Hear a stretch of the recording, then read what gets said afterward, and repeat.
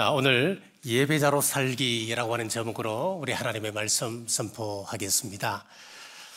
예배를 드리는 여러 유형의 사람들을 소개한 글이 있습니다.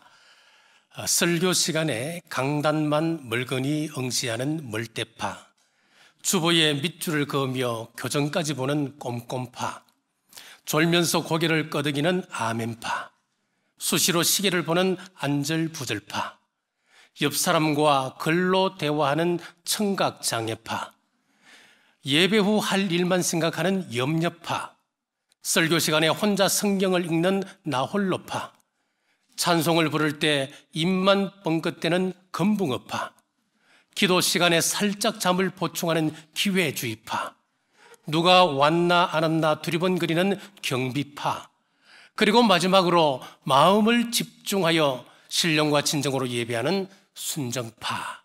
이런 글이 있습니다. 오늘 본문에는 하나님 앞에 아름다운 예배자로 섰던 순정파를 소개하고 있습니다. 바로 아벨입니다. 히브리서 11장을 펼쳐보시면 믿음이란 무엇인가 라고 정의한 다음에 바로 아벨의 예배를 소개하고 있습니다. 왜일까요? 신자와 비신자를 구분하는 기준이 예배이기 때문에 그렇습니다. 그러므로 우리 성도들에게 있어서 가장 중요한 것은 예배입니다. 어떤 분은 그럴 겁니다. 선교가 더 중요하지 않을까요? 전도가 더 중요하지요? 라고 말합니다만은 아닙니다. 왜 전도해야 합니까? 왜 우리가 선교합니까? 그곳에 구원받은 예배자가 없기 때문에 전도하고 선교하는 것입니다. 미자립교회를 우리 교회가 지원합니다. 독거 노인을 돌봅니다. 귀한 사역이죠. 아무리 귀한 사역이라 하더라도 이것이 예배보다는 중요할 수가 없습니다. 봉사도 마찬가지입니다. 예배 다음에 봉사입니다. 예배 다음에 헌신입니다. 마르다가 잘한 것 같은데 우리 주님께서 아니라잖아요. 예수님의 발 앞에서 말씀을 들었던 마리아가 더 잘한 것이라고 칭찬하셨잖아요. 우리는 하나님 나라 위에 봉사의 자리에 참여해야 하지만 먼저 예배자가 되어야 합니다. 그럼 어떤 예배가 되어야 합니까? 오늘 말씀에는 예배라고 다 같은 예배가 아니라고 말씀합니다.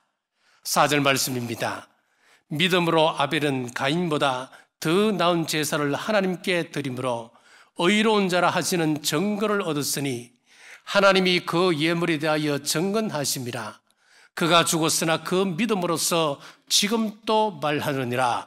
더 좋은 예배가 있다고 말씀하고 있는 것입니다. 첫째, 예배 준비입니다. 창세기 4장 3절에서 4절 말씀입니다. 세월이 지난 후에 가인은 땅 위의 소산으로 제물을 삼아 여호와께 드렸고 아벨은 자기도 양의 첫 새끼와 그 기름으로 드렸더니 여호와께서 아벨과 그의 제물은 받으셨으나 두 사람이 제사를 드리기 전에 뭘 했다고 했습니까? 제물을 준비하고 있었습니다. 가인은 농사를 짓는 사람이었기 때문에 밭에 소사물을 가지고 제물을 준비합니다. 아벨은 양을 치는 사람이었기 때문에 양의 새끼를 하나님 앞에 준비합니다. 저는 이 부분에 대해서 여러 번의 설교를 들었었습니다. 하나님이 가인의 제사를 받지 않으신 이유가 무엇이냐? 가인은 피의 제물이 아니었기 때문에 하나님께서 받지 않으셨고 아벨은 피의 제사를 하나님 앞에 올렸기에 하나님께서 그 제사를 기뻐 받으셨다. 수도 없이 이 설교를 들어왔습니다. 참 유감입니다만 그것은 올바른 해석이 아닙니다. 하나님께서 모세를 통하여 우리에게 가르쳐준 제사의 제도들, 여러 방법들을 보면은 피 없이 순수 농산물을 가지고 드리는 제사가 있었습니다. 바로 소제였습니다. 그러니까 가인이 농산물을 가지고 온 것은 잘못이었다. 그렇게 해석하는 것은 잘못된 해석이라 할 수 있는 거예요. 무리가 있습니다. 제물의 종류에는 아무런 문제가 없습니다. 시편 58편 8절에 보면 나는 내 재물 때문에 너를 책망하지는 아니하리라. 성경적으로 보면 재물에 대해서 전혀 문제가 없다고 하는 것을 알 수가 있는 것입니다. 그런데 재물을 준비하는 데 있어서 미묘한 차이를 느낄 수가 있습니다. 창세기 4장 3절에서 4절 우리가 상황을 생각하며 또 깊이 묵상하는 마음으로 천천히 우리 같이 한번 이 구절을 다시 한번 읽겠습니다.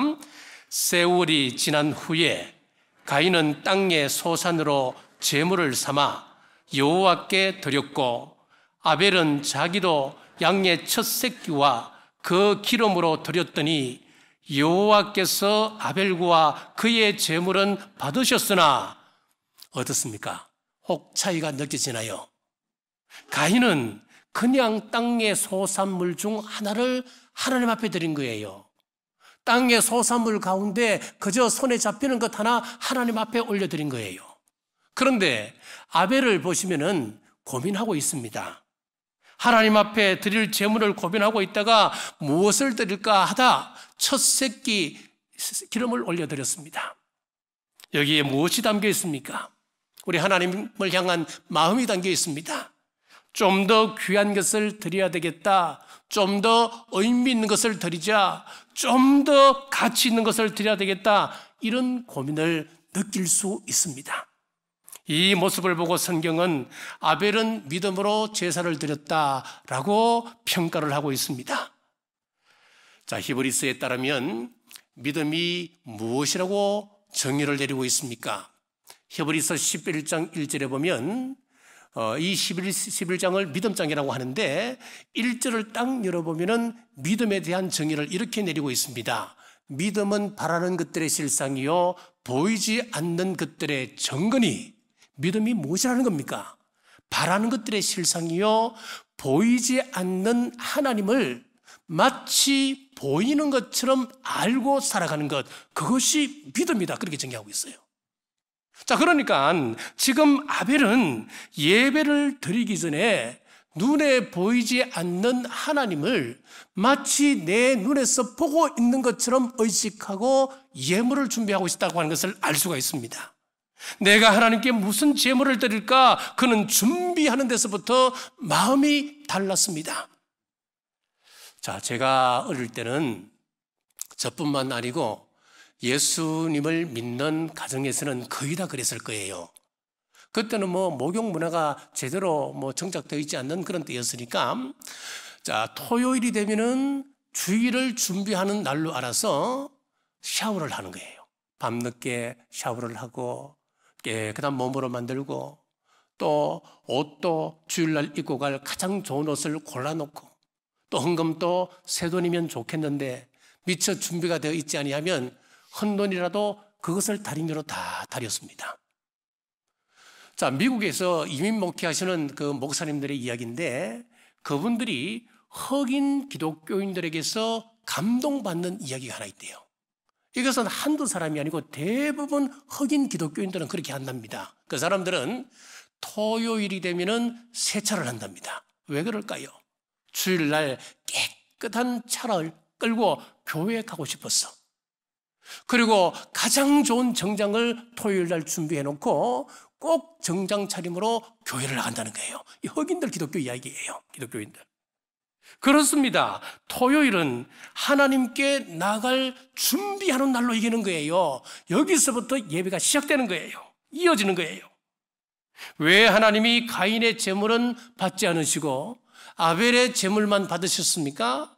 정성이 있느냐, 내 마음이 들어있느냐, 이 차이였습니다. 이것이 곧 믿음입니다. 사랑하는 여러분, 믿음으로 예배 준비하는 우리 남북의 모든 성도님들 되시길 주님의 이름으로 축복합니다. 자, 둘째, 예배의 모습입니다. 4절 하반절에서 5절 말씀 제가 받드렸습니다. 여호와께서 아벨과 그의 제물은 받으셨으나 가인과 그의 제물은 받지 아니하신지라. 자, 여기 보면은 하나님께서 먼저 무엇을 받으셨나 하면은 아벨의 마음을 받으셨어요. 그리고 아벨이 바치는 제물을 이어서 받으십니다. 자, 하나님께서 가인의 마음을 받지 않으셨어요. 그래서 이어서 가인이 바치는 그 제물도 받지 않으셨어요. 여러분, 하나님은 무엇에 관심이 있다는 겁니까? 가인과 아벨은 같은 장소에서 예배를 드렸습니다. 하나님의 관심은 장소가 아니었습니다. 하나님의 관심은 사람이었습니다. 예배자에게 관심을 집중하고 계셨다고 하는 것을 알 수가 있습니다. 지금 또 같습니다. 우리가 함께 같은 장소에서 예배 드리고 있습니다. 그런데 하나님께서 받으시는 예배가 따로 있습니다. 자기를 하나님께 드리는 자, 자기의 온 마음을 하나님 앞에 올려드리는 그 예배자에게 하나님은 관심을 기울이십니다. 찬양하는데 테크닉이 중요한 것 아닙니다. 정성을 다한 찬양인가 아닌가, 그것이 중요합니다. 그러므로 예배 시간 찬양할 때는 온 마음을 다해 소리내어 찬양하셔야 됩니다. 찬양대가 찬양을 올리면 아멘으로 함께 하나님 앞에 찬양을 올려야 하는 겁니다.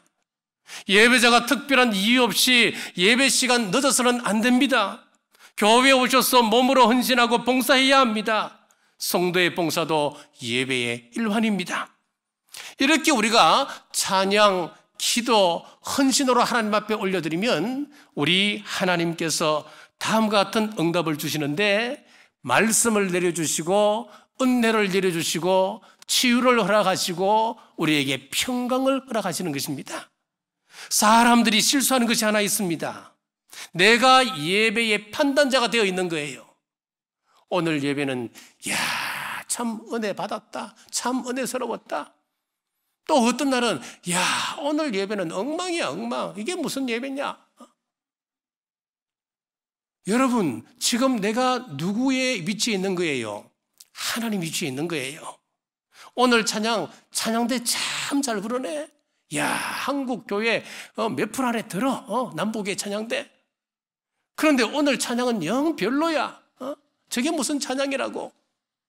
지금 우리가 착각하고 있는 거예요. 이렇게 말할 수 있는 주체는 하나님이십니다.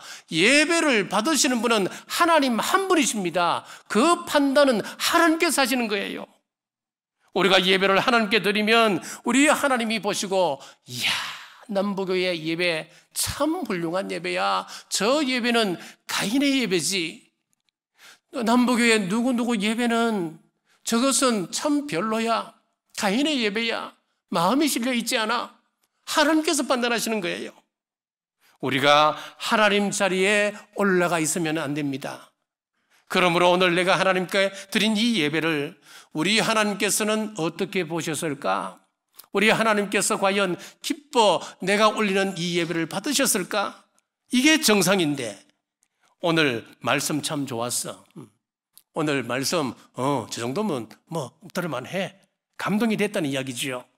잘못된 예배예요. 예배는 내가 감동받기 위해서 드리는 게 아니에요. 예배라고 하는 것은 하나님을 기쁘시게 하는 것이 예배예요. 하나님을 기쁘시게 하면은 신비가 있습니다. 우리가 하나님께 올려드리면 하나님은 우리에게 말할 수 없는 유익을 주십니다. 감동을 우리에게 허락해 주십니다. 우리가 하나님께 예배드립니다. 시간을 드리고 물질을 드리고 헌신을 드리면 하나님은 세상이 알 수도 없고 세상이 줄 수도 없는 것으로 채워주십니다. 그래서 이 예배의 감격을 아는 사람, 이 예배의 기쁨을 아는 사람만이 예배할 수가 있는 거예요. 다윗은 이 비밀을 알았습니다. 그래서 누가 성전에 올라가자 그러면 그것이 너무너무 즐겁다는 거예요. 그것이 너무 기쁘다는 거예요. 왜 그런 줄 아십니까? 자, 우리 사람은 영이 있고 혼이 있고 육이 있어요. 자, 이 육이라고 하는 것은 우리가 음식을 먹으면 에너지가 보충이 됩니다. 그런데 우리가 아무리 많이 먹고 산의 진미를 먹고 산다 하더라도 내 가슴 속에 채워지지 않는 공함이 있거든요. 바로 혼적인 부분이 있습니다. 이 혼적인 부분은 지정의로 이렇게 설명을 할 수가 있어요. 인생이 우리가 맛난 음식을 다 먹는다고 행복하지는 않는 거지요. 우리의 감정적인 욕구, 지적인 욕구는 육체적인 욕구를 풍족하게 채운다고 해서 해결되는 요소가 아니에요. 이런 부분은 좋은 책을 읽거나 또 감동적인 영화, 인생 영화를 보고 감동을 받거나 또 선한 것으로 이웃을 돕거나 하면 채워지는 거예요. 자, 튀르키예 그리고 시리아가 지금 지진으로 인해서 4만 명 이상이 죽었습니다. 자, 그것을 보고 나의 아픔으로 내가 느끼고 그들을 위하여 멀리서나마 내가 할 수 있는 일을 찾는 거예요. 내가 조그만 헌금이라도 정성을 다하여 그들을 위하여 헌금하는 거예요. 자, 이런 헌금을 통해서 내 마음속에 만족이 채워지는 거예요. 자, 그런데 이런 지, 정, 의로 채워지지 않는 부분이 있는데 바로 우리 속사람 영이 있습니다. 이 영적인 부분은 세상 어떤 것으로도 채울 수 없습니다. 좋은 양서, 좋은 영화, 우리가 하는 선행 이런 것들은 채워줄 수 없습니다. 하나님 앞으로 나갈 때만 채워지는 영적인 부분이 있어요. 우리 영은 우리를 지으신 하나님 앞에 써야 됩니다. 우리 크리스찬이 예배를 빼먹어 보십시오. 그러면 말할 수 없는 답답함을 느끼지 않습니까? 우리가 예배 시간을 내가 범했다. 그러면 우리 마음속에 갈급함이 생기는 거예요. 왜 그렇습니까? 우리에게는 영이 있기 때문에, 영이 살아있기 때문에 그렇습니다. 세상 사람들은 죽었다 깨어나도 우리의 예배를 이해 못합니다. 인간적으로 보면 아벨이 예배 한 번 드리고 그가 죽었다. 얼마나 허무한 인생입니까? 그깟 예배가 뭐라고, 그 예배 한 번 드리고 그 어린 나이에 세상을 떠났다. 그도 살해당했다. 그걸 보고 세상 사람들이 어떻게 행복한 인생이었다 평가할 수 있겠느냐는 거예요. 그런데 히브리서 11장 4절 하반절에 보시면은 그가 죽었으나 그 믿음으로써 지금 또 말하느니라. 아벨은 죽었지만은 지금 또 말한다, 그렇게 말씀하고 있습니다. 예배 한번 잘 드리고 죽은 사람을 하나님께서는 지금까지도 기억하고 계신다는 그 말씀입니다. 자, 이런 것을 세상이 어떻게 이해할 수 있겠습니까? 우리도 그렇잖아요. 어떤 사람이 나에게 감동을 주면은 보는 사람들마다 야, 그 사람 이런 사람이어서 두고 우리가 이야기하지 않습니까? 하나님도 마찬가지입니다. 우리 하나님이 얼마나 감동이 되셨으면은 야, 아벨이 나에게 예배를 얼마나 잘 드린지 아느냐? 지금까지 그 말씀을 하시는 거잖아요. 사랑하는 여러분, 우리 하나님 마음에 합한 예배자로 서시길 주님의 이름으로 축복합니다. 자, 셋째, 예배 후의 3일입니다. 창세기 4장 8절입니다. 가인이 그의 아우 아벨에게 말하고 그들이 들에 있을 때에 가인이 그의 아우 아벨을 쳐 죽이니라. 가인은 하나님이 자신의 제사는 받지 않으시고 아벨의 제사만을 받은 것에 대해서 분노하고 있었습니다. 5절에서 7절입니다. 가인과 그의 제물은 받지 아니하신지라. 가인이 몹시 분하여 안식이 변하니 여호와께서 가인에게 이르시되 내가 분하여 함은 어찌 됨이며 안색이 변함은 어찌 됨이냐. 내가 선을 행하면 어찌 낯을 들지 못하겠느냐. 선을 행하지 아니하면 죄가 문에 엎드려 있느니라. 죄가 너를 원하나 너는 죄를 다스릴지니라. 자, 예배 드리는 현장에서 분노가 치밀어 올랐고 그 자리에서 가인은 동생 아벨을 죽이고 싶었습니다. 그런데 그곳에서는 못 죽입니다. 왜 그럴까요? 그곳에 하나님이 계신다고 믿었기 때문에 그렇습니다.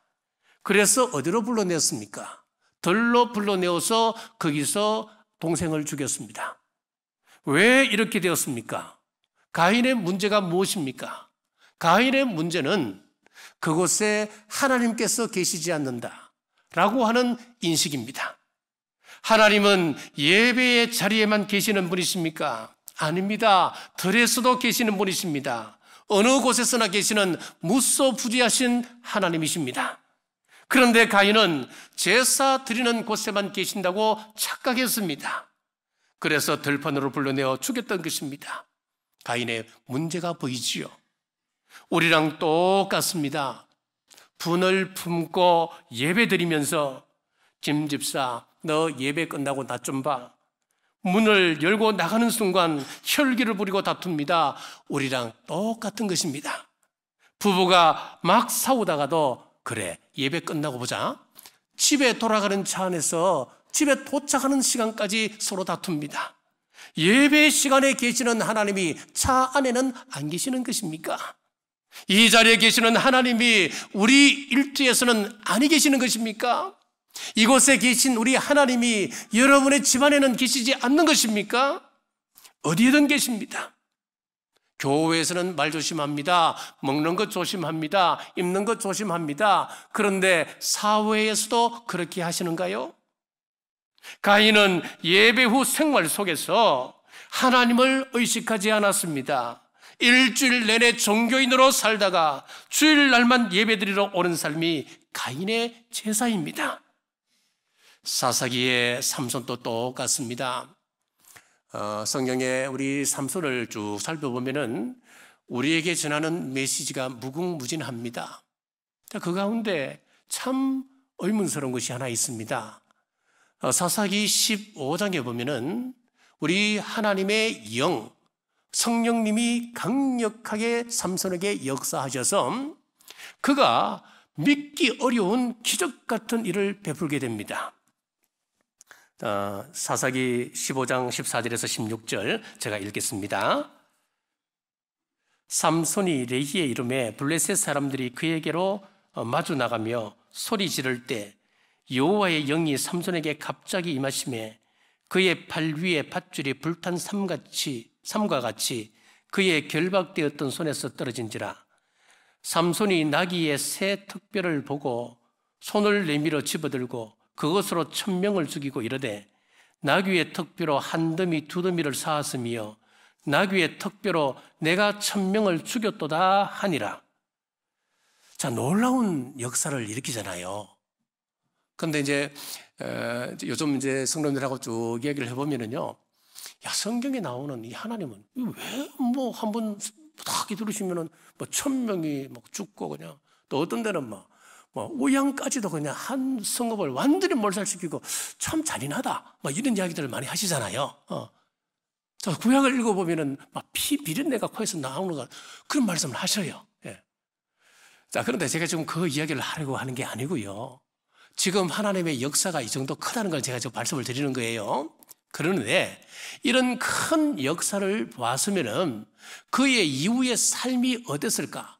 그가 하나님 앞에 온전히 붙잡힌 삶을 살아가면 얼마나 좋겠습니까? 그렇지 않습니까? 자, 그런데 하나님의 사람이라고는 도무지 우리가 상상하기 어려운 그런 반전이 나와요. 자, 그게 16장 1절입니다. 삼손이 가사야에 가서 거기서 한 기생을 보고 그에게로 들어갔더니 낮에는 여호와의 종으로서 하나님의 일을 감당하는 하나님의 종이었습니다. 그런데 밤에는 성욕에 쫓겨서 기생집에 들어가는 거예요. 낮에는 누가 봐도 하나님의 사람인데 밤에 홀로 남았을 때는 그는 하나님을 의식하는 사람이 아니었다는 이야기예요. 이게 바로 제사 이후에 가인과 똑같은 삶입니다. 우리가 사람들 앞에서는 기도하고 찬송하고 거룩한 예배자의 모습인데 혼자 있을 때나 나를 모르는 곳에 갔을 때 과연 여러분은 어떤 삶을 사시는가요? 다르다면 나는 가인의 제사를 드리고 있는 겁니다. 오늘 말씀을 통하여 하나님께서 우리에게 주시는 경고의 메시지를 받으셔야 합니다. 가인은 예배 드릴 때만 하나님을 의식한 겁니다. 예배 드리는 장소에서만 하나님을 의식했습니다. 그런데 그 다음이 중요합니다. 성전에 계신 하나님은 성전 바깥에도 계십니다. 이 시간 우리 예배를 보고 계시는 하나님은 우리가 사회 속에서 월요일부터 토요일까지 직장에서 사회에서 생활하는 그 모든 곳에서 우리 하나님의 눈길은 떠나지 않습니다. 다윗은 시편 139편 7절에서 이렇게 고백합니다. 내가 주의 영을 떠나 어디로 가며 주의 앞에서 어디로 피하리이까? 자, 2절에서 4절입니다.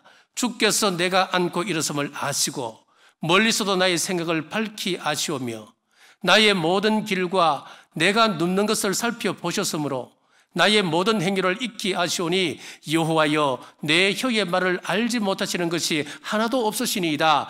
나의 모든 것을 알고 계시고 나의 모든 것을 지금 또 지켜보고 계신다고 고백을 하고 있습니다. 8절입니다. 내가 하늘에 올라갈지라도 거기 계시며 소울에 내 자리를 펼지라도 거기 계시니이다. 어느 곳에서든 하나님께서 계십니다. 천국에도 하나님 계십니다. 당연한 일이지요. 그런데 만약에 내가 지옥의 자리에 자리를 펴고 앉아 있을지라도 거기에서도 하나님은 계십니다. 우리 하나님은 무소부지하신 하나님이심을 다윗이 고백하고 있습니다. 사랑하는 여러분, 예배당을 떠나 세상 속에 살 때에 하나님 앞에서라고 하는 코람데오 신앙을 새롭게 하셔서 가인같이 버림받는 일 없기를 주님의 이름으로 축복합니다. 말씀을 맺겠습니다. 아벨은 준비부터 하나님을 의식했습니다. 가인은 자기의 것 중 하나를 준비했습니다. 아벨은 예배로 하나님을 감동시켰습니다.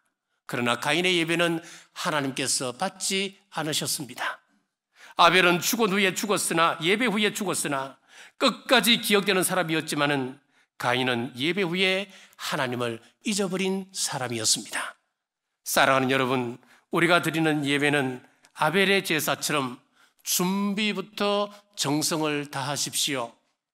그리고 온 마음과 뜻과 정성을 다하여 하나님 앞에 예배하십시오. 교회에서뿐만 아니라 생활 속에서도 하나님을 의식하는 코람데오 신앙으로 사십시오. 그리하여 아벨이 죽은 이후에도 영원토록 하나님이 기억하시는 예배이듯이 거룩한 산제사 드리는 우리 남부교회 모든 성도들 되시길 주님의 이름으로 축복합니다. 기도하겠습니다. 오늘 아벨의 제사를 통해 예배의 자세를 나누게 하심을 감사합니다. 이 시간 저희들의 예배를 기쁘게 받으신 줄 믿습니다. 예배 전에 나의 모습을 점검하며 하나님을 의식하며 하나님 마음에 합한 예배자로 서게 하옵소서. 우리가 올리는 찬양과 기도와 물질과 헌신이 아벨의 제물될 때 세상은 줄 수도 없고 알 수도 없는 내 영혼의 만족감을 누리게 하옵소서. 예배 후의 세상 속에서도 하나님을 의식할 때 빈들에도 계시고 집에도 계시고 직장에도 계시는 하나님을 의식하며 살게 하옵소서. 이 모든 삶을 통하여 하나님 앞에 예배자로 살다가 하나님 부르실 때 하나님이 우리의 예배 기쁘게 받으셨다는 칭찬 듣는 우리 남부의 모든 권속들 되게 하옵소서. 다시 오실 예수님 이름으로 간절히 기도드리옵나이다. 아멘.